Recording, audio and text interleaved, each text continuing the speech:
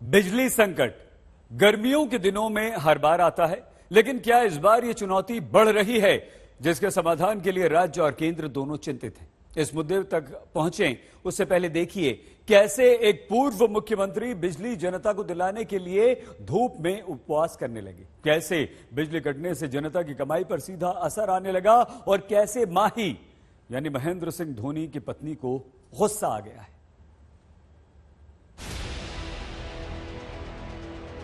महेंद्र सिंह धोनी की पत्नी साक्षी ने ट्विटर पर अपने गुस्से की बिजली वाला ट्वीट इसलिए गिराया क्योंकि जब झारखंड के ज्यादातर जिलों में तापमान 40 से 44 डिग्री तक है, बिजली कटौती बढ़ी हुई है। साक्षी ने ट्वीट किया कि झारखंड के एक करदाता के रूप में बस ये जानना चाहती हूं कि झारखंड में इतने सालों से बिजली संकट क्यों है, जबकि हम जिम्मेदारी के साथ ये सुनिश्चित कर रहे हैं कि हम ऊर्जा की बचत करें। साक्षी सुविधा संपन्न है, फिर भी समस्या को वो लगातार उठा रही हैं। 2019 में भी साक्षी ने बिजली जनता को घंटों तक न मिलने पर सवाल पूछा था।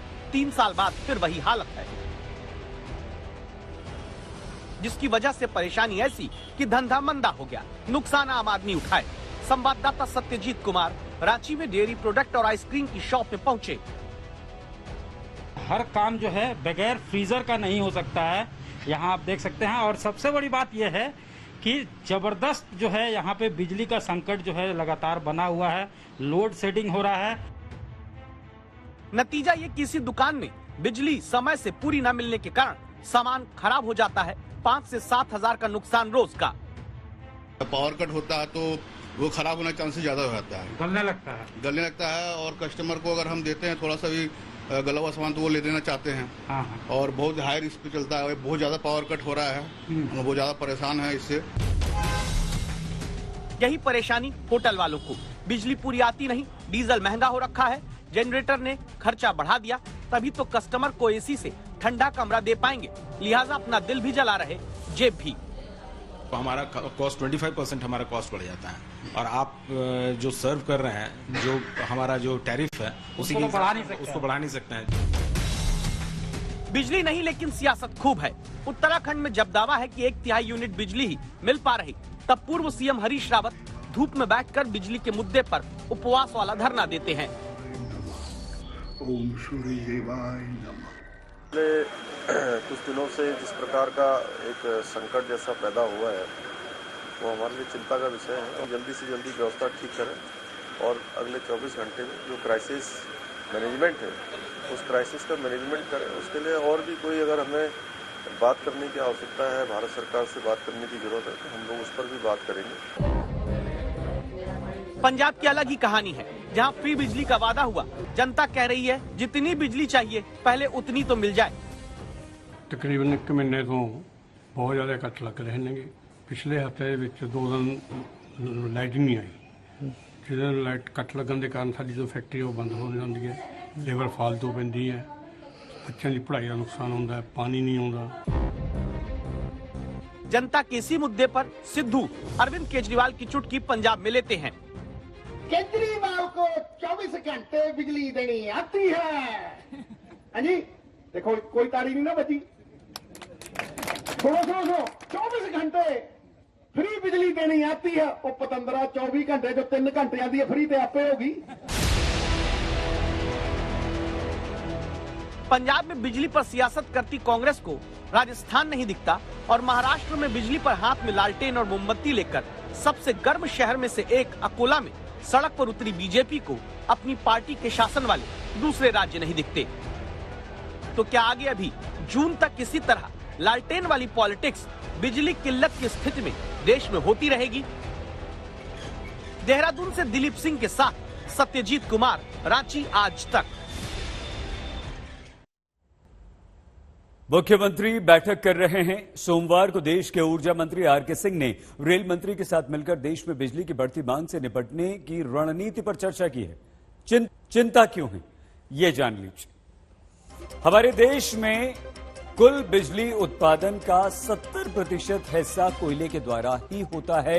सेंट्रल इलेक्ट्रिसिटी अथॉरिटी की रिपोर्ट के अनुसार 24 अप्रैल 2022 तक देश के करीब 33% थर्मल पावर प्लांट्स के पास 10% या उससे भी कम कोयले का स्टॉक बचा था। सेंट्रल इलेक्ट्रिसिटी अथॉरिटी की डेली कोल स्टॉक रिपोर्ट के अनुसार 24 अप्रैल 2022 को हमारे देश के 165 बड़े थर्मल पावर प्लांट्स में से 24 थर्मल पावर प्लांट्स के पास 0 से 5% तक ही नॉर्मेटिव स्टॉक के मुकाबले कोयला बचा था, जबकि 30 थर्मल पावर प्लांट्स के पास 6 से 10% तक नॉर्मेटिव स्टॉक के मुकाबले कोयला स्टॉक बचा था। मतलब देश के 165 बड़े थर्मल पावर प्लांट्स में से 32% के पास 10% या उससे भी कम का कोयले का स्टॉक बचा था। तो ऐसे में क्या आगे और बड़ी बिजली की कमी होगी, ये सवाल।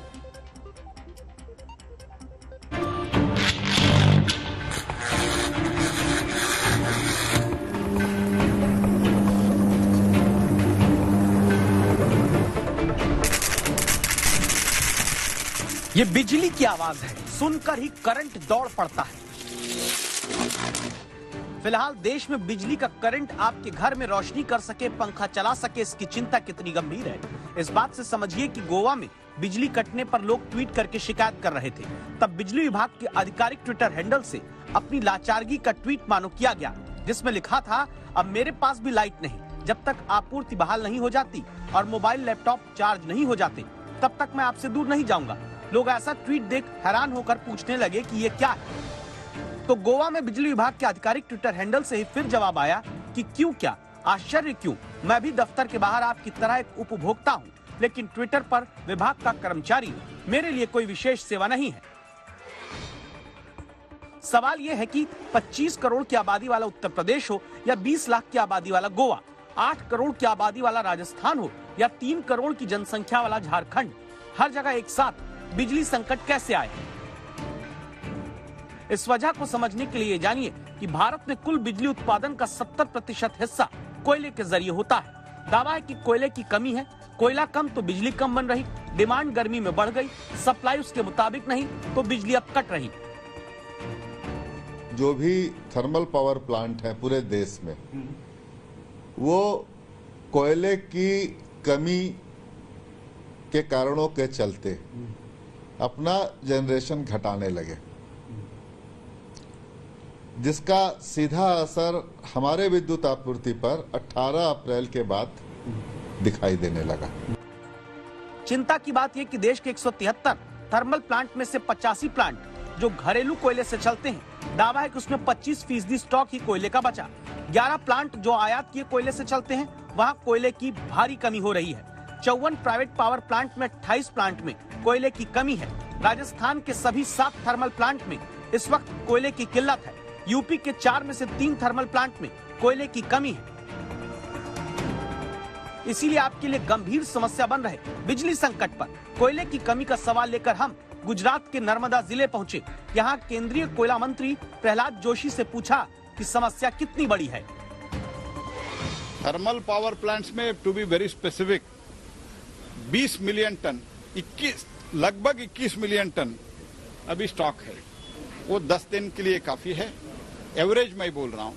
कुछ दूर दराज के जो इलाका है उधर थोड़ा कम है, और हमारे कोल इंडिया कैप्टिव ये सब मिलके हमारे पास अभी 72 मिलियन टन का स्टॉक है। तो लेकिन मैं मानता हूँ नॉर्मली इस समय 17-18 डेज का स्टॉक रहना चाहिए, लेकिन रशिया से गैस आने का बंद हुआ है और imported based coal based power plant जो है, इंपोर्ट कोल उन लोगों को नहीं मिल रहा है। तो इसके लिए उनका भी जनरेशन बंद हो गया था। अभी कोशिश करके फिर शुरुआत हुआ है। डिमांड बहुत बढ़ गया है।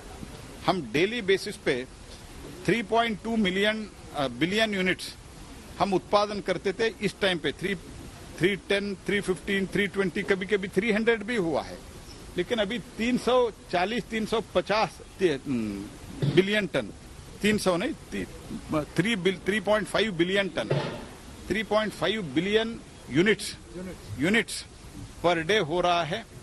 तो इसके कारण डिमांड भी बहुत बढ़ गया है। इसके कारण थोड़ा स्टॉक 16-17 जो रहने का था वो 10-11 दिन केवल। कोयला मंत्री भरोसा दे रहे हैं फिर ये भी जोड़ते हैं कि जहां अभी 70-80 दिन का स्टॉक कोयले का होना था, वहां 10-11 दिन का रह गया। इसीलिए देश के 12 राज्यों के मुख्यमंत्रियों से लेकर देश के कोयला मंत्री, ऊर्जा मंत्री और रेल मंत्री सभी मीटिंग पर मीटिंग कर रहे हैं ताकि कोयले की कमी का समाधान निकाला जा सके, भीषण होते बिजली संकट से जनता को बचाया जा सके। आज तक ब्यूरो।